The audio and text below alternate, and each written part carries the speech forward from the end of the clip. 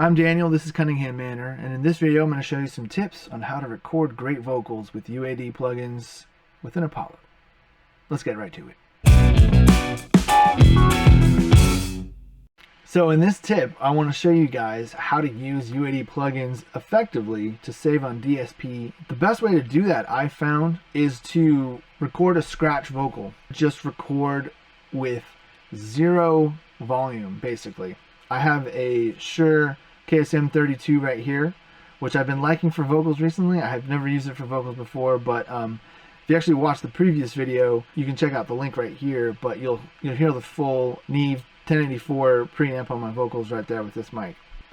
Great, so I'll pop over here, and you know what? I'm just gonna sing a quick scratch vocal with no preamp on, no gain. I'm gonna have to sing one of my own songs here. All right, so I'm setting the volume to 0. Please never go away.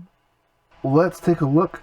So if we zoom in real close, we can see that this guy is just, there's barely anything there. And the reason why I've done this is to compensate for the gain that we're going to get through the plugin. And this is so that we can kind of get our levels in place, how much gain we want to put on there.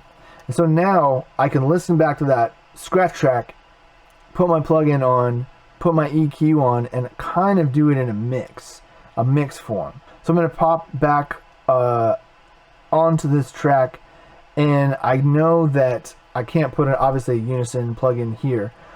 Basically I'm going to set up this with an insert, and I'm going to do the Neve 1084, boop, pop that on there. What I'm going to do is play back what we had here. I love the technique of listening really low.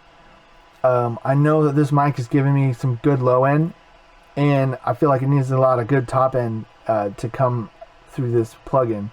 So I'm going to listen to it at low volumes and kind of squeeze what I want out of the EQ and kind of shape it a little bit, and also try to get aggressive with the gain.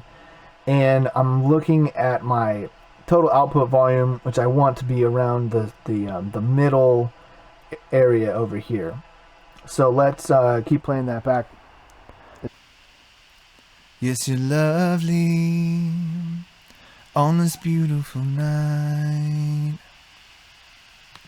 You paint everything in blue and white. Yes, you're lovely on this beautiful night. You paint everything in blue and white. As we already saw in the previous video where I showed the difference between the 1073 and the 1084, which you can see that video up here, I like the aggression that we get when you kind of crank this amp, and I know that's giving me some color, it's giving me some EQ, and I'm hearing that coming through. I'm adding a little bit of top end obviously here, and maybe some 3000 as well. So yeah, I'm loving that. And so the point of all this is that now I've got these set up here. I'm going to come over here, save this as KSM32B. I'm just going to save that as a preset. Now I'm going to come back over, and now I'm all ready to go recording something that I'm pretty confident with. Now where this comes into play as well is that you can say I'm just doing this plain with nothing else, but let's say you have a mix in progress, or you have other elements in progress, and so maybe when the vocal is laying on top of it, you want it to stick out, and you want that stuff to be burned right into the track so that you're not having to come back in and lay more plugins on top. You kind of want to save your DSP for other more important things.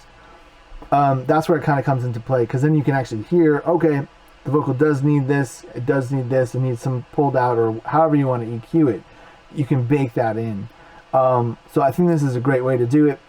So now if we come back over and I want to record again, then I punch this guy. It's on an insert, but if I drag him up, what's cool is that we're seeing a little bit of a difference between the gain structures here, and that's probably something I'm going to cover in the next video.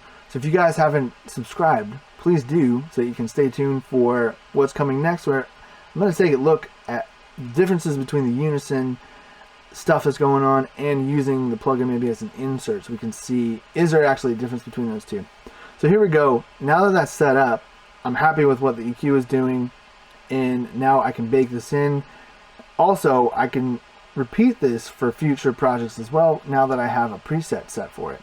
So with that in place, you can see I rebalanced this output to be around -18 or something like that, wherever you want it. You could resave the preset as well. But now it's ready to go, and you can record, and you've got that sweet tone that you wanted baked into your track.